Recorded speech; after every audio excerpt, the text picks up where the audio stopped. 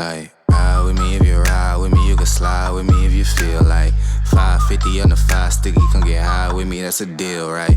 Ride with me if you ride with me, you can slide with me if you feel like 550 on the 5 sticky, come get high with me, that's a deal, right? That's a deal, right? That's a bet, right? That's a bet, right? That's a deal, right? That's a deal, right? That's a bet, right? That's a deal, right? That's a deal, right? That's a bet, right? That's a deal, right? That's a deal, right? Ay, coming down like precipitation. I ain't never met a limitation. Hello everybody, Jamie here, and today we are in the 2020 Audi Q3 and we're going to take it for a little drive and also talk about the way it looks. First impressions, you get in the car and this steering wheel looks a bit like Sid the Sloth staring back at you. The seats are nice and comfy. The actual ride itself is nice and smooth as well, but to be honest, it is a bit too smooth. Might sound counterintuitive, but you get a bit flustered, you get a bit... It feels like you're on a boat. It's a bit wallowy, especially in the corners, and to be honest, it makes me feel a bit ill, which isn't great, is it? As soon as I got in the car, I was like, whew, and I had to crack the window. I think the car itself looks really nice, got a lovely infotainment system, that it's nice and slanted so you can actually see what you're doing rather than it being flat and you having to kind of like claw your hand down like this and trying to reach for it. Got the virtual cockpit as an optional extra in this one, which I think was £225. And as always, the virtual cockpit looks really, really nice. You can play around to make it have the big map view. It just looks really engaging. The seats, they're nice and comfortable. They're really nice actually. They've got this cloth in the middle, then you've got leather, then you've got Alcantara. So it's a lovely mixture of different materials, and to be honest, I think the seats are probably one of the nicest bits in the whole car. Overall, the interior is nice. It's got all these black piano inlays. It's got like this kind of plastic carbon fibre looking kind of stuff. I don't really know what it would be called. It's a bit plasticky. The actual main part of the dashboard is nice and soft. These door handles are a bit bizarre. They're a bit crooked. They look like an old woman's finger like this. Now I'm thinking about it, it's kind of freaking me out. So I'm just letting someone out. Now I'll go in. To be honest, the pickup is alright. It's okay. But now does it roar?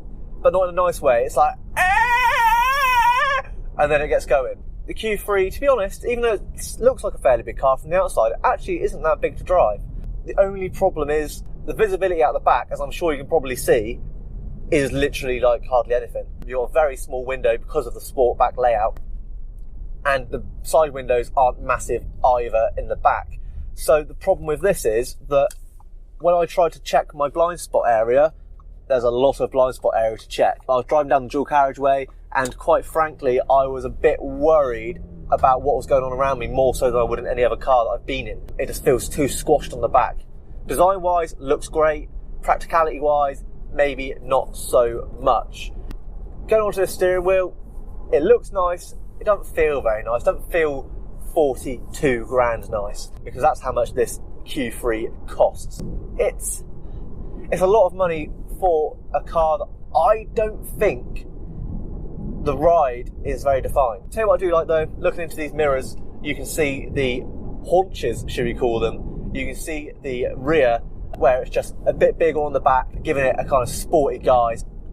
I got straight into this car and put it into dynamic sport mode, and I've driven probably about 30 miles, 35 miles I guess, and I've averaged 36 miles per gallon with a mixture of driving, a lot of it quite slow, a lot of it dual carriageway. So that's not brilliant, to be honest. 36 miles per gallon in a diesel. Yeah, I know I'm in dynamic sport mode, but it holds onto those gears way too long. And the problem is, I keep going to grab for paddles, and there just isn't, at least I haven't seen any. I can be revving up the 3,500, 4,000, and I'm like wanting to change, and I can't. And I understand that the dynamic sport mode is obviously when you're going quickly and you're putting your foot down, but then when you come to, like I have now, behind someone else and you're stuck behind them, I don't want to be faffing about looking through the Audi Drive Select. Oh, this guy's pulling in, thank you.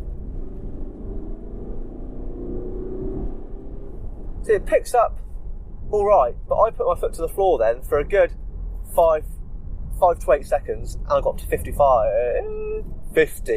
miles an hour on this road. So it doesn't inspire awe. It's a boring car to drive in that way. Yeah, it just doesn't do it for me. That diesel roar isn't great. But yes, overall guys, the interior, lovely. The exterior, surprisingly nice. I didn't think I was going to like it when I was told I was going to get a Q3 for the day. I wasn't sure. I got a Sportback, so that's a lot better, because like that Q3 has just gone past now. Boring. Absolutely boring. If you're going to buy an Audi Q3, you have to buy a Sportback. And this takes us on to the best things about the Q3.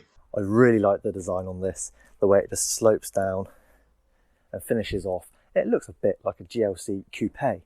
It has this cool kind of diffuser to be like on a race car. I like this grille, which is kind of like a honeycomb grille, but it's got like these little silver bits within it. There's plenty of space in the front, like really nice and spacious. And now onto the bad bits. If you're anything over 5.5 foot tall, you are smacking your head on this constantly, and you're also hitting your head on this. Okay, so it's a bit squashed.